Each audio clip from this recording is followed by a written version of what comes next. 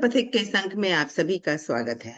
मित्रों, कभी आपने सोचा है कि कितनी सारी चीजें, कितने सारे सब्जेक्ट इंटर रिलेटेड होते हैं, लेकिन हम समझ नहीं पाते हैं। और ये हम किस रेफरेंस में हम्म, कह रहे हैं, अभी आप समझ जाएंगे जब हम अपने विद्वान मित्र से मिलेंगे। हम यानी हम सब। तो आइए एक बार फिर अपने विद्वान मित्र डॉक्टर गौतम चैटर्जी का स्वागत करें, जो हमसे जुड़ते हैं वाराणसी से। गौतम जी, इस अंक में आपका स्वागत है। बहुत धन्यवाद मेनका जी। आपका भी इस कार्यक्रम में अभिनंदन। आनंद। गौतम जी, हम अभी अपने मित्रों से बात कर रहे थे कि बहुत सारे सब्जेक्ट इंटर रिलेटेड होते हैं, लेकिन हम कई बार हाँ। समझ नहीं पाते हैं या ध्यान नहीं दे पाते हैं। जैसे मैथमेटिक्स को हम्म, ही आम धारणा ये है कि सबसे नीरस और सबसे कठिन सब्जेक्ट है, लेकिन कुछ विद्वान ऐसे भी हैं जो गणित को भी, मैथमेटिक्स को भी कला, साहित्य और नाटक से जोड़ देते हैं। आप हमारा इस इशारा समझ गए होंगे। हम आपके एक व्याख्यान की यानी पॉडकास्ट की बात कर रहे हैं, जो अभी हाल में ही हमने सुना। उसमें आपने बताया था कि किस तरह से नाट्य शास्त्र और मैथमेटिक्स आपस में जुड़े हुए हैं। मैथमेटिक्स नाट्य शास्त्र से जुड़ा है, ये मुझे, वो टॉपिक जब मैंने पढ़ा तो मुझे बड़ा आश्चर्य हुआ। फिर मैंने उसको पूरा सुना। बेहद इंटरेस्टिंग, बेहद रोचक, बहुत अच्छा लगा, बहुत रुचिकर लगा। नई नई बातें जानने मिली। लेकिन उस पॉडकास्ट को सुनने के बाद एक जो बात मेरे जहन में आई कि अगर मैथमेटिक्स नाट्य शास्त्र से जुड़ा है, तो और के सब्जेक्ट भी जुड़े हो सकते हैं, या फिजिक्स भी नाट्य शास्त्र से जुड़ा हो सकता है, क्योंकि आप मैथमेटिक्स के साथ साथ आपने फिजिक्स भी पढ़ी है। तो मेरा सवाल ये था कि जिस तरीके से नाट्य शास्त्र मैथमेटिक्स से जुड़ा है, तो क्या फिजिक्स भी हम्म, मैथमेटिक्स से जुड़ा है? और फिजिक्स नाट्य शास्त्र से जुड़ा है कि नहीं, ये बताने से पहले हम ये चाहेंगे कि जो पॉडकास्ट मैंने सुना है उसका जस्ट उसका एक सिनॉप्सिस आप हमारे दर्शकों को भी बताएं, ताकि वो भी ये जान सकें कि कितना इंटरेस्टिंग था कि मैं ये करने बैठ गई रिकॉर्डिंग, कि और क्या सब्जेक्ट्स जुड़े हैं नाट्य शास्त्र से। जी। तो आपके प्रश्न का उत्तर सिर्फ इतना ही है कि हाँ, नाट्य शास्त्र फिजिक्स से भी जुड़ा है। भरत नाट्य शास्त्र भौतिक शास्त्र से भी जुड़ा है। ये तो उत्तर एक वाक्य में हो गया। हमारे यहाँ ये है कि अगर एक वाक्य कहा जाए तो वो ये कि अगर आप शांत हैं तो आपने सभी शास्त्र पढ़ लिए। एक तो मैं इस वाक्य को दोहराता रहता हूँ। दूसरा ये है कि भारतीय विद्या वाङ्मय में, संस्कृत वाङ्मय में, अगर आप एक भी ग्रंथ पढ़ते हैं तो आपका सारे ग्रंथ पढ़ना हो जाता है। और पढ़ना जो होता है वो साहित्य नहीं होता है। आज हम लोग इसको रविवार बोलते हैं, संडे, छुट्टी का दिन बोलते हैं। ये बहुत बाद में शुरू हुआ, 19वीं शताब्दी के अंत में। लेकिन भारत में छुट्टी का दिन जो होता था, अवकाश का दिन, वो 2 दिन होता था, कभी कभी एक दिन, जिसको जो आज भी होता है। अगर आप संस्कृत विद्यालयों में, संस्कृत संस्थानों में जाएं तो वहाँ संडे को छुट्टी नहीं होती है। वहाँ बुधवार और प्रतिपदा के दिन छुट्टी होती है, आज भी चला आ रहा है। इसको अवकाश का दिन कहा जाता है। इसको संस्कृत भाषा में अनध्याय का दिन कहा जाता है, कि सोमवार से शनिवार तक लोग पढ़ेंगे और उस दिन छुट्टी मनाएंगे। छुट्टी मनाते समय क्या करते हैं, वो लोग साहित्य पढ़ते हैं, क्योंकि वो मानते हैं कि साहित्य पढ़ने की चीज नहीं है। साहित्य मतलब कहानी, कविता आदि, ये सुनने की चीज है। पढ़ने की चीज क्या है? दर्शन, व्याकरण, आज की भाषा में फिजिक्स, मैथमेटिक्स। इसीलिए लोग पढ़ने भेजते हैं अपने बच्चों को कि वो मास्टर्स कर रहा है फिजिक्स में या जिसमें भी। वो पढ़ने की चीज है। तो इसलिए पढ़ना कितना इंपॉर्टेंट शब्द हो गया। जिस ढंग से हमने बोलना शुरू किया कि पढ़ना तो अखबार में होता है लेकिन पढ़ना भी एक इम्पॉर्टेंट टर्म है, कि जब आप कॉमर्स पढ़ते हैं, इकोनॉमिक्स पढ़ते हैं, तो वो पढ़ना है।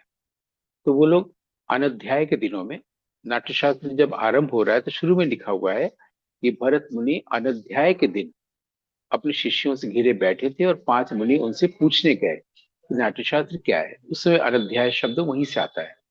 तो लोग जो पढ़ते हैं, पढ़ाते हैं, वो लोग इस तरफ ध्यान नहीं देते हैं, कोई पढ़ाता भी नहीं है। अनध्याय माने अवकाश। तो ये पढ़ने की चीज है। व्याकरण है, कोई ग्रंथ है, शास्त्र है, तो उस वक्त कोई भी ग्रंथ इस ढंग से रचा जाता था कि अगर आप एक ग्रंथ पढ़ लेंगे तो आपका सारे ग्रंथ पढ़ना हो जाएगा। तो अगर आप नाट्यशास्त्र पढ़ते हैं तो आपका जितने फिजिक्स, केमिस्ट्री, मैथमेटिक्स और जो चीजें, व्याकरण, साहित्य, सब पढ़ना हो जाए। ज्योग्राफी, हिस्ट्री अलग से नहीं पढ़ना पड़ेगा। ऐसे होता था हम लोग के यहाँ। जो ब्रिटिश पीरियड के समय से इस ढंग से पढ़ना आया कि कंपार्टमेंटल स्टडी करने लगे कि जो साइंस पढ़ेगा वो आर्ट नहीं, जो आर्ट पढ़ेगा वो कॉमर्स नहीं। ऐसा ऐसा अभी भी है। इसलिए आजकल तो हाई स्कूल में सारे सब्जेक्ट्स पढ़ने पड़ते हैं लोगों को। मेरे समय में भी नहीं था।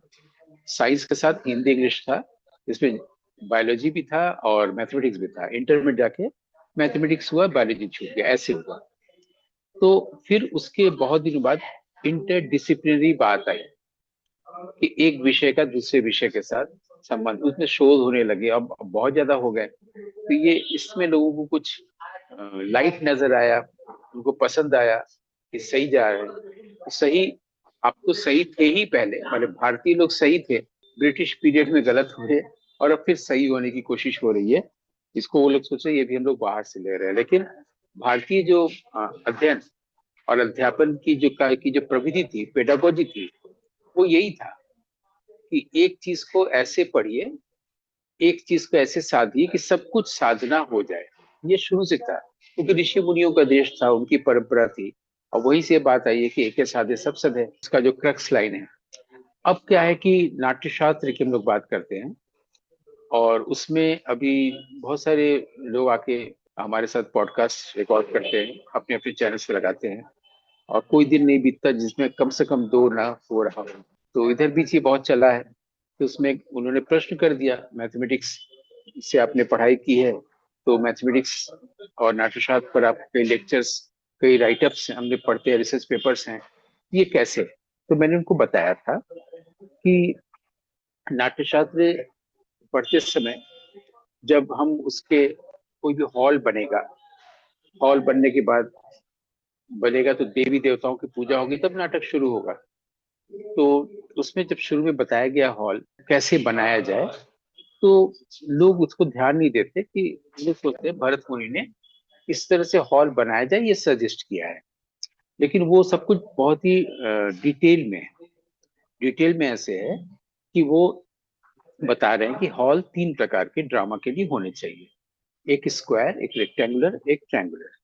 उसमें जो रेक्टेंगुलर है वो अ, आदर्श है, स्क्वायर भी आदर्श हो सकता है।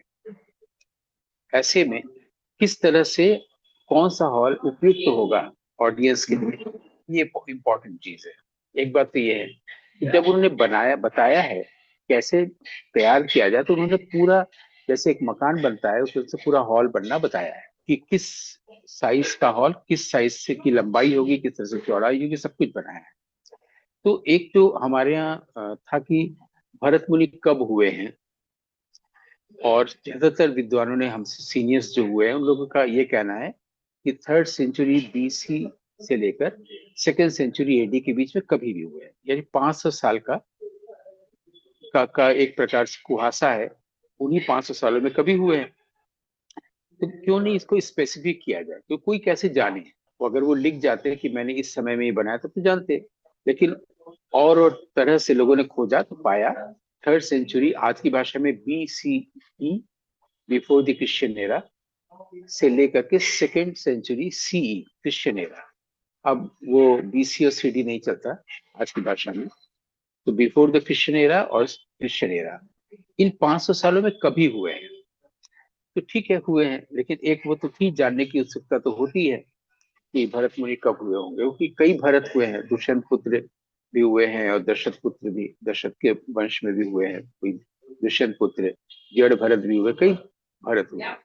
भरतों की परंपरा रही है, जिससे भारतवर्ष बना है। तो ये भरत मुनि, जो ये पर्टिकुलर मुनि थे, मुनि संप्रदाय के, एक ही हुए हैं। उन्होंने जो नाट्यशास्त्र रचा है, कब रचा है, ये जहन में मेरे था, ये भी जानना चाहिए।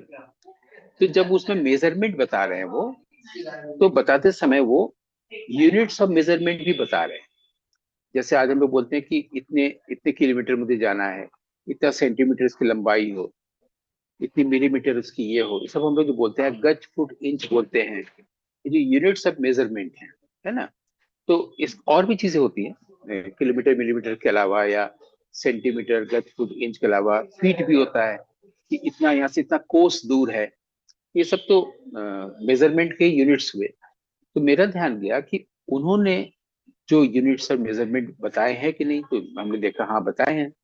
तो मेरा आया कि अब ये यूनिट्स और मेजरमेंट जो भरत मुनि बता रहे हैं ये किस पीरियड में चलता होगा।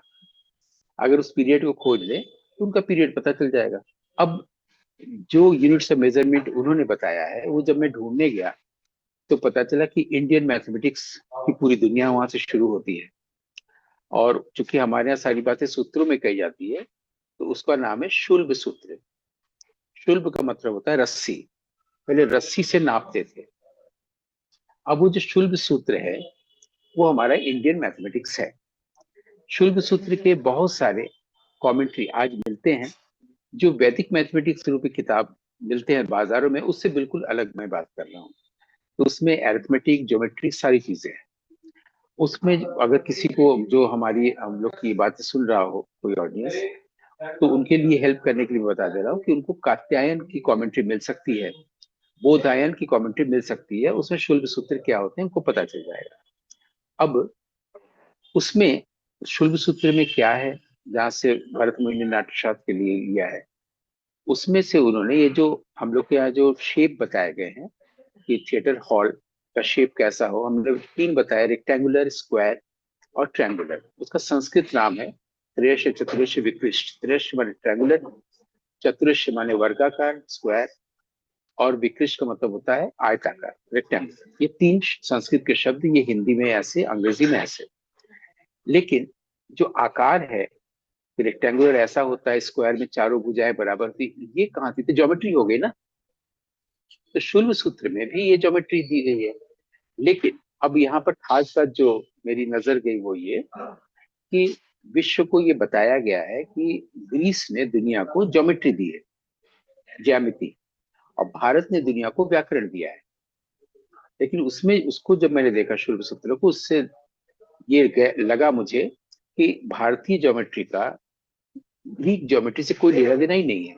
आज बहुत सारे लोग कई सालों से बोल रहे हैं कि वहां की ज्योमेट्री भारत से गई है।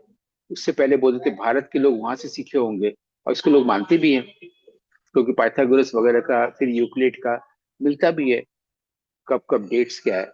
लेकिन जब मैं शुरू सूत्रों में गया तो ये पाया कि जिस तरह से उन्होंने ज्योमेट्री को इवॉल्व किया है उसका उससे कोई लेना देना ही नहीं है, दोनों बिल्कुल अलग है। भारत के बाहर की जो ज्योमेट्री है वो है डॉट, बिंदु। अब बिंदु बिंदु को अगर आप साथ साथ करते जाए, कई बिंदु उसको मिला दे तो एक रेखा बन जाएगी। ऐसे एक और रेखा बना सकते हैं तो पैरेलल हो सकता है। उसको उसका एक सिरा मिला देंगे तो कोण बन सकता है।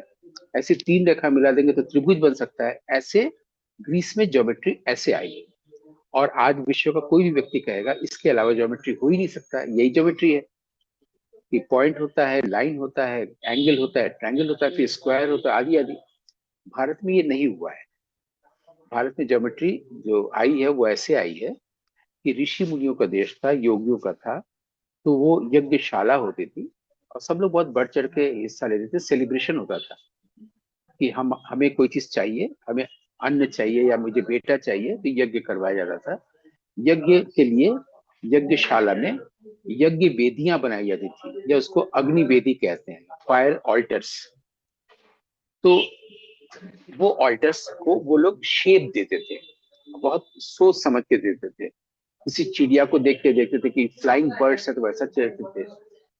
किसी को सर्कुलर देते थे, वलयाकार, सर्कल, गोल, ठीक है। किसी को वर्गाकार। तो इसको उन लोग कैसे देते थे, तो उनके मन की जो दशा होती थी, जिसको चिति कहते हैं या चित्त कहते हैं, उस दशा को वो आकार देते थे।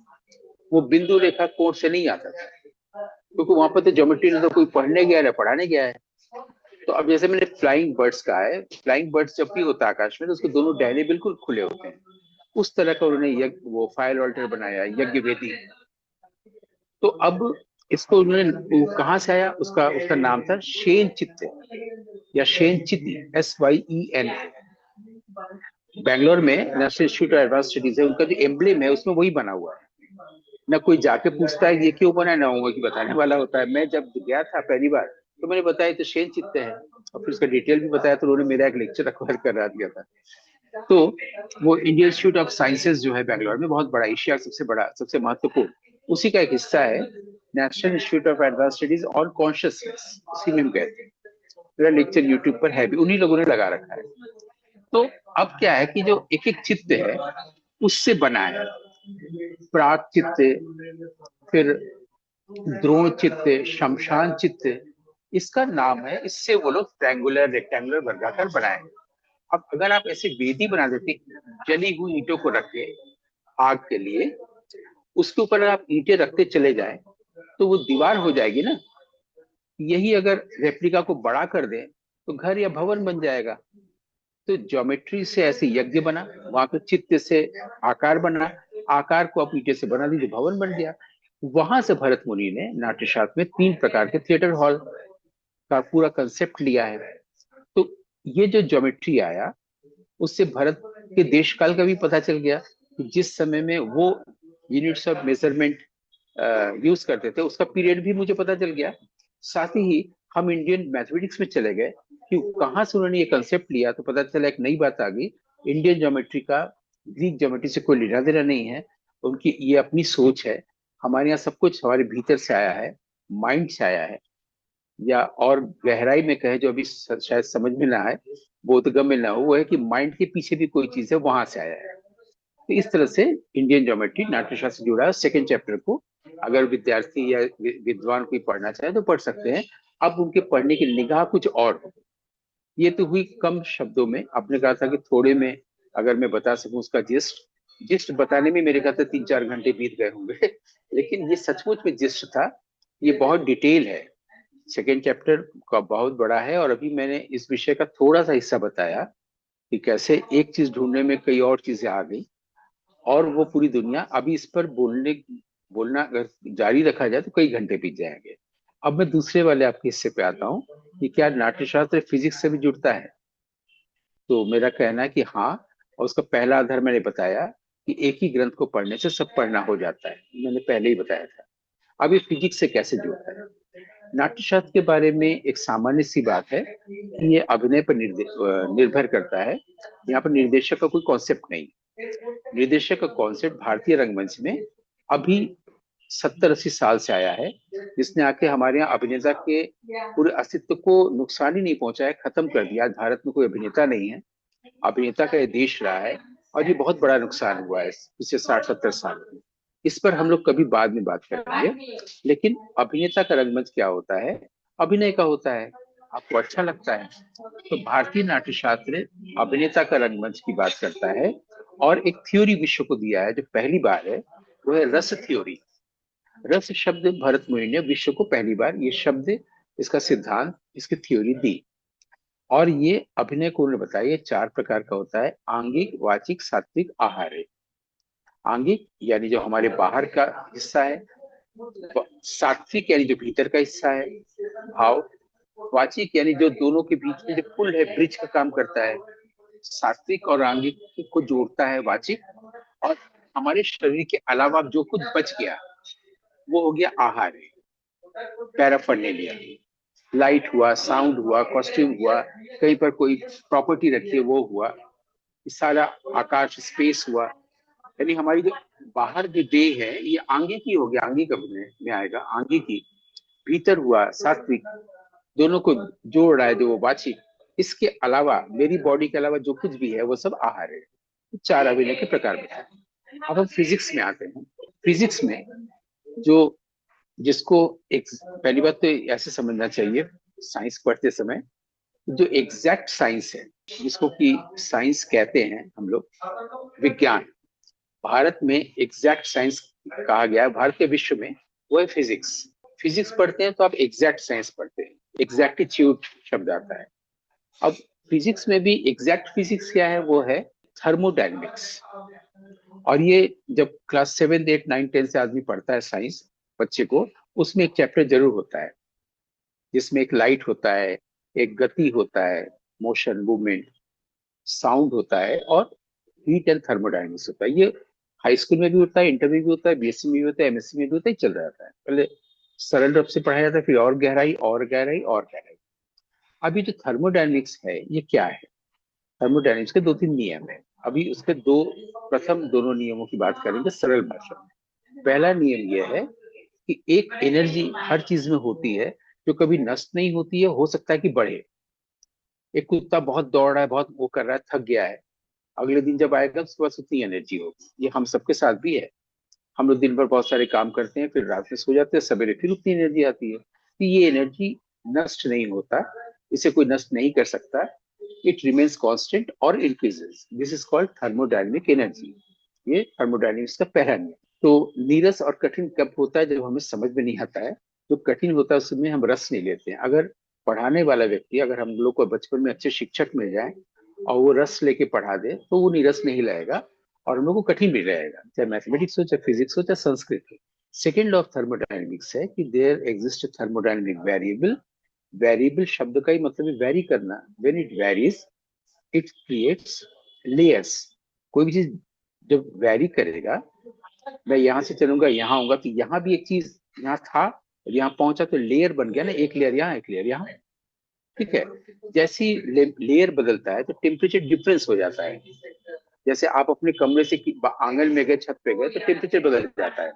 कई बार जाड़े में ऐसा भी होता है कि आप गर्म जगह पे थे, ठंडे में गए, ठंडा गर्म हो गया और आप छींकने लगी, है ना। और कहीं ज्यादा ठंडा लग रहा है घड़ी के अंदर, कहीं ठंडा नहीं लग रहा है। तो एक जगह से दूसरी जगह जब वैरी करता है वो वेरिएबल, तो लेयर बदलता है, तो ये टेम्परेचर डिफरेंस होता है। टेम्परेचर डिफरेंस होते ही अपने आप एक एनर्जी फॉर्म होती है। वो जो एनर्जी फॉर्म होती है वो हीट एनर्जी होती है। और उसका दूसरा नाम है, उसको डिसऑर्डर्ड एनर्जी कहा गया है। डिसऑर्डर्ड एनर्जी इसलिए कहा गया है, वो डिसऑर्डर क्यों ले जाती है? क्योंकि अभी टेम्परेचर बदला, आपको सर्दी गर्मी हुई और आप चीखने लगी। तो ऑर्डर तो हुआ नहीं, ऑर्डर तो पहले था। आप अच्छी खासी थी, अचानक सर्दी जुकाम लगने लगा। हर कोई बोलता ना ये ठंडा गर्म हो गया, ठंडा गर्म मत करो, ठंडे से गर्म। तो ये हीट एनर्जी के कारण इसको डिसऑर्डर एनर्जी कहा गया है। और इसको एक शब्द दिया गया फिजिक्स में, एंट्रोपी। का मतलब है जितनी चीजें दुनिया में रूप में आ गई है, अस्तित्व में आ गई है, अब वो अपने अंत की ओर वो रूप जा रहा है। जैसे एक व्यक्ति का जन्म हो गया है, अब वो अंत की ओर जा रहा है। कोई पेड़ है तो खत्म होगा, फूल खिल गया है तो वो मुरझा जाएगा। तो हर चीज अपने अंत की ओर जा रहा है। पृथ्वी का तापमान बढ़ते बढ़ते इतना हो जाएगा कि सूरज का गोला भी जो है वो एक आग का गोला हो जाएगा, सब कुछ तबाह हो जाएगा। इतनी ठंड बढ़ जाएगी कि सूरज का गोला जो टेनिस बॉल की तरह हो जाएगी, है ना। एंट्रोपी, एट्रोफी से बहुत शब्द आ गए, मतलब हर चीज अब अपने अंत की ओर बढ़ रहा है। ठीक। यानी आप देखिएगा सेकेंड लॉ ऑफ थर्मोडायनेमिक्स हम लोग के जीवन में इस तरह से है कि हम सब लोग अपने अंत की ओर बढ़ रहे हैं। कोई भी चीज है तो उसका एंड होना है। ठीक है, कोई उसमें बुरी बात नहीं है। फर्स्ट लॉ क्या है कि कुछ भी हो जाए एनर्जी हमेशा बनी रहती है।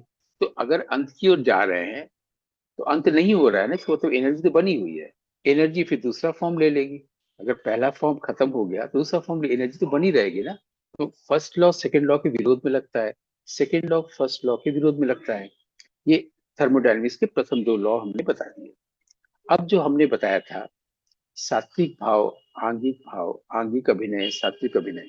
सात्विक मतलब है जो हमारे भीतर है भाव, ईर्ष्या, क्रोध, प्रेम, ये सब जो भाव हैं, इमोशंस या सेंटिमेंट्स या फीलिंग्स, इन्हीं को हमें शब्द में और अंग में व्यक्त करके एक्टिंग करना होता है। तो ये अभिनय जो चार प्रकार के होते हैं, ये तो 8वें अध्याय में बताए गए हैं। डिटेल में 24वां अध्याय, उसका नाम है सामान्य अभिनय। सामान्य अभिनय कैसे होता है? आंगिक यानी अंग से, और वाचिक यानी शब्द से, बोलकर और जेस्चर पोस्चर से, ये सामान्य अभिनय होता है। लेकिन ये बोलना किस चीज का? जो भाव है शरीर में, आंगिक की किस चीज का? जो भाव है। हमें गुस्सा आया तो उस तरह से हाथ पांव चलेंगे, उस तरह से बोलेंगे। प्रेम है तो वैसे हाथ पांव चलेंगे, वैसे बोलेंगे, है ना। यानी भाव जो भीतर है, सात्विक भाव, उसके अनुसार आंगिक और वाचिक, अंग से और वाणी से एक्टिंग होता है। इसको सामान्य अभिनय कहते हैं। अब यहां तक तो क्लियर हो गया। अब प्रॉब्लम क्या है? अभी तक इस चैप्टर को पढ़ा नहीं गया ठीक से, ऐसा मेरा अपना मानना है। वो ऐसे, वहां पर सत्व एक शब्द है, स आधा था दो बार, फिर व सत्व। सत्व को सेकंड जो कारिका है, दूसरी कारिका है 24वें अध्याय की, उसको क्लियर किया गया है। उनका कहना है कि जो हमने पहले आपको 8 सात्विक भाव बताए हैं, गुस्से में आने पर गाल वाल लाल हो जाता है, पसीना हो जाता है, ये सब सात्विक भाव है। सत्व ये नहीं है। सुनने में भले सात्विक भाव लग रहा है, सात्विक भाव इन जनरल हम लोग किसको कहते हैं? जो साधु पुरुष होता है, साधुता से बड़ा आचरण होता है, उसके अंदर सात्विक इंसान सात्विक है। सात्विक आहार होता है, नॉन वेज और वेज के उसमें। लेकिन यहाँ सात्विक भाव का मतलब है नाट्य शास्त्र में कि जब कोई आदमी जैसे गुस्सा किया, तो उसके अनुसार जो उसके शरीर में ऐसी कुछ चीजें आ जाती हैं जिसको कंट्रोल नहीं कर सकता। शरीर कांप रहा है गुस्से में, अब वो हाथ को रोकना चाहेगा तो रुकेगा नहीं, अरे रुक जाओ, नहीं रुकेगा। गाल लाल हो गया चेहरा गुस्से में, वो कहेगा नहीं नहीं फिर से मेरा गेहूं रंग आ जाए, नहीं होगा। तो जिसको हम कंट्रोल नहीं कर सकते हैं, ऐसी जब चीजें दिखती हैं, उसको सात्विक भाव कहा गया है इसमें, ठीक। लेकिन जब सत्व को समझाया जा रहा है, वो मेरा मानना है कि अब तक समझा नहीं गया है हमारे यहाँ। सत्व के बारे में कहा गया है, ये जो सात्विक भाव है, ये माइंड है, मेंटल स्टेट्स है, उसके ठीक नीचे ये रहता है, वो उसको सपोर्ट करता है। और एक्टर को हमेशा सत्व का ध्यान रखना चाहिए। वो उसके आधार पर ये सारे भाव हैं जो बदल रहे हैं और खत्म हो रहे हैं, फिर दूसरा भाव आ रहा है। अभी प्रेम का भाव आया, फिर गुस्से का आया, भले ही वो स्थायी भाव हो। श्रृंगार, हास्य, रौद्र, करुण, वीर, भयानक, ये सब स्थायी भाव है, आदमी परमानेंटली होते हैं। लेकिन हमेशा तो आदमी गुस्से में रहेगा नहीं, हमेशा आदमी घृणा या प्रेम में रहेगा नहीं। तो ये जो बदलते भी है और खत्म हो जाता है, फिर दूसरा भाव आता है। गुस्सा था, शांत हो गया, प्रेम। लेकिन ये जहां से अपना अपनी शक्ति लेते हैं, वो सत्व है, और वो हमेशा रिमेन्स कांस्टेंट। वहां से शक्ति लेके ये सारी चीजें आती है, उसको सत्व बोला गया है। दूसरे कारिका से लेकर 10वें तक इसको डिटेल में बताया गया है। इसको पढ़ा नहीं जाता है, समझा नहीं जाता है।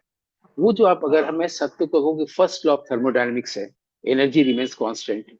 और ये जो बदलता है और समाप्त होता है ना, जहाँ से इवोल्यूशन होता है माइंड का, माइंड स्टेट, वो सेकंड लॉ ऑफ थर्मोडायनेमिक्स हो गया। तो लॉ ऑफ थर्मोडायनेमिक्स यानी फिजिक्स, यानी एग्जैक्ट फिजिक्स और नाट्यशास्त्र के बीच में संबंध हुआ या नहीं। अब अंत में एक लाइन और जोड़ दें, फिजिक्स का जो एडवांस फिजिक्स है वो है क्वांटम फिजिक्स, जो आइंस्टाइन को पसंद नहीं था। लेकिन उस फिजिक्स एंड फिलोसफी करके जो हाइजेनबर्ग और हमारे यहाँ और लोग आए, इन लोगों ने, निल्स बोर आए, हाइजेनबर्ग आए, तो इन लोगों ने क्वांटम फिजिक्स का जन्म दिया। क्वांटम फिजिक्स से भी आगे हम लोग बढ़ चुके हैं प्रकृति के रहस्य को जानने के लिए। क्वांटम फिजिक्स को भी सिर्फ इतने में, क्वांटम फिजिक्स का मतलब ये होता है कि हम चीजों की सूक्ष्मता से चीजों को जानें, बड़े आकार में, थ्योरी ऑफ ग्रेविटी से न जाने, हम मॉलिक्यूल्स, इलेक्ट्रॉन्स, एटम से जाने चीजों को। यह है क्वांटम फिजिक्स, सूक्ष्मता में जाए। लेकिन उससे भी प्रकृति के रहस्य को नहीं जाना गया, फिर दोनों को जोड़ा भी गया। अब क्वांटम फिजिक्स को अगर एरिथमेटाइज किया जाए, तो उसको ऐसे बुलाया सकता है कि पाया गया है कि इलेक्ट्रॉन के वेग को, वेलोसिटी को जब जीरो कर दिया जा रहा है, तो इलेक्ट्रॉन का पोजीशन इंफिनिटी हो जा रहा है, अनंत। और इलेक्ट्रॉन की वेलोसिटी को, वेग को जब इंफिनिटी कर दिया जा रहा है, तो उसके पोजीशन पाया जा रहा है कि जीरो हो गया है। ये उसका, इसको हम एरिथमेटाइज करके बताएं, और ज्यादा बताने पर अभी कठिन हो जाएगा। अब देखिए, सेम चीज, ये जो आपका क्वांटम फिजिक्स की बात है, आज आज की आधुनिक भाषा में, वो भी नाट्यशास्त्र में कैसे जुड़ता है, ये बहुत सरल रूप से भी बताया जा सकता है। कि जब हम शांत होते हैं, तब होते हैं जब हम अपनी स्पीड को इनफाइनाइट कर देते हैं। स्पीड को इनफाइनाइट करने का मतलब है मन को इनफाइनाइट करना। मन को इनफाइनाइट करने का मतलब मन में अब कोई विचलन नहीं होना, शांत। इसको शांत रस कहा गया है। ये, इसको डिटेल में फिर कभी हम लोग बात कर सकते हैं, समझा सकते हैं। लेकिन फिलहाल ये है, वो जो शून्य है, जो शून्य, जो फायर ऑल्टर्स जो गोल बनते थे, सर्कुलर, वो उसका कंसेप्ट शून्य चित्त से आया है, शमशान चित्त से नहीं। और वो जो शून्य, उसको मंडल कहा गया है या परिमंडल कहा गया है हमारे मैथमेटिक्स में, ज्योमेट्री में, इंडियन मैथमेटिक्स में। और वो तब होता है जब हम शांत रस में आते हैं। शांत रस में जब हम आ जाते हैं, शून्य स्थिति में, नो माइंड की स्थिति में, तो सत्य को भी पहचान लेते हैं। और तब एक्टर के पास जो एनर्जी होती है, जो स्पीड होती है, वेग होती है, वो इनफाइनाइट जैसी होती है। ये क्वांटम फिजिक्स से भी ऐसे जोड़ रहा है। तो मैंने एग्जैक्ट फिजिक्स से भी जोड़ा, क्वांटम फिजिक्स से भी जोड़ के नाट्यशास्त्र को सरल रूप से शॉर्ट में बताने की कोशिश की। सचमुच हम जैसे ही कल्पना कर रहे थे कि कैसे फिजिक्स, मैथमेटिक्स और नाट्यशास्त्र आपस में जुड़े होंगे, आपने वैसे ही बताया, और हमारे दर्शकों को भी बहुत अच्छा लगा होगा। तो हमारे दर्शकों की ओर से और हमारी ओर से आपका बहुत बहुत धन्यवाद। अभिनंदन। आनंद आनंद आनंद।